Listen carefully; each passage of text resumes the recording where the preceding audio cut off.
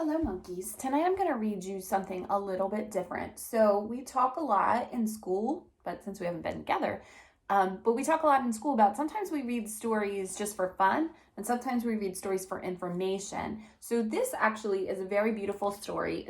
It's about monarch butterflies by Gail Gibbons. So, it also has its factual information, so it's nonfiction. That's called nonfiction when you have facts in your stories, when it's a science-based story. This one's science-based, but if it's true, it's a true story, it's called nonfiction. And this story is about monarch butterflies. So we're going to read to find out a little more information about monarch butterflies. And butterflies are my favorite thing.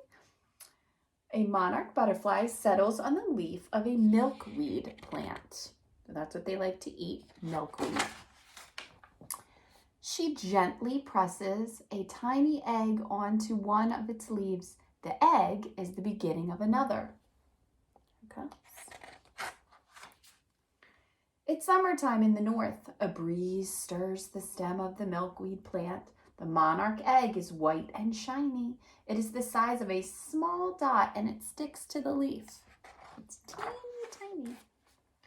When the butterfly lays the egg, she makes it sticky. Wind and rain cannot make the egg come loose.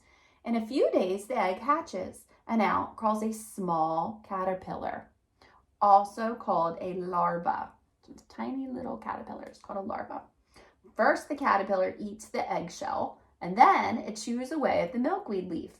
The egg of a monarch is almost always laid on a milkweed plant. The plant will be its food. So it lays its egg there, and then it can start eating there. The caterpillar eats and grows and begins to change. It breaks out of its old skin, showing a new skin underneath. This is called molting. For 2 weeks, the caterpillar eats and eats. It molts about 5 times. And finally, it is full-grown monarch caterpillar, about 2 inches long. So that's a monarch caterpillar. That's how it starts. It only takes it 2 weeks. Now something wonderful begins to happen. The caterpillar creeps to the stem of a leaf. It attaches itself to the stem and it drops down head first, and the caterpillar's bright colors become greenish. Then the skin splits and moves up to the top. The skin falls off and a strange new form appears. It is called a chrysalis or a pupa. The chrysalis is like a blanket that's wrapped all around the body growing inside. So see that? Makes a little chrysalis. At first, the chrysalis is long and soft, and then it shrinks and hardens, and it becomes light green, decorated with gold dots. And inside, the monarch butterfly begins to grow. About 2 weeks later, the chrysalis changes again. It turns gray-green, before becoming transparent. Inside are white dots and orange and black lines. So what color do you think that caterpillar is going to be? The chrysalis wiggles and then it splits open and the butterfly begins to pull itself out. The head and legs appear first and then the rest of it slides out. The wings are tiny and stuck together. The butterfly's abdomen is big. The abdomen becomes smaller when its fluid is pumped into its wings. The wings become bigger. The caterpillar has turned into a butterfly. This is called metamorphosis. The butterfly sits quietly for a few hours, waiting for its wings to dry and harden. At last, they begin to move slowly, and then they beat faster and faster. The butterfly flutters up toward the sky. Monarchs have a bad taste and will make a bird or animal sick if they are eaten. So most of them are left alone. Isn't that interesting? The scales of the wings make up the colors. And there's all the different parts. I'm not going to read all of that to you. There are many parts of a butterfly. So see that. There you go. You really wanted to look. The monarch butterfly only flies during the day, and when it rains, the butterfly stays dry, hidden under the leaves. Fall is on the way, and soon it will be cold. If the monarch butterfly doesn't fly south, it will die.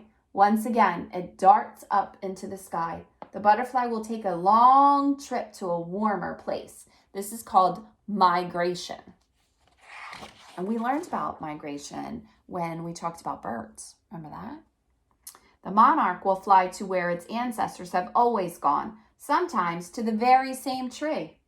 Other monarchs keep appearing, making a cloud of orange in the sky. At night, they rest in their trees. Sometimes they fly up to 12 miles an hour and almost 100 miles in one day. There could be only 1,000 butterflies traveling together. They fly to places such as Florida, Southern California, and Mexico. Some butterflies migrate 4,000 miles. They will stay south throughout the winter. They stay in the warm weather. They don't like the cold. Like me. Maybe I'm a monarch butterfly. Some towns and cities are proud to have the butterflies visit them. They have festivals to celebrate their arrival. Children dress up for parades in butterfly costumes. Sometimes there's a band and visitors come from all around. Monarchs can cluster together, thousands of them clinging to one tree, a butterfly tree. In the spring, these butterflies will migrate north again to the fields of milkweed plants. So this is actually how to raise a butterfly. I do know that some classrooms do this every single year. I know that Mrs. DeStefano's room is doing that right now. So that's a cool thing. If you happen to find a monarch, if you find a monarch caterpillar, you could also raise one. That would be kind of cool, but we would let it go, right? We would be super gentle and let it go. Okay, have a wonderful night. Listen to your parents. Go to sleep. I love you.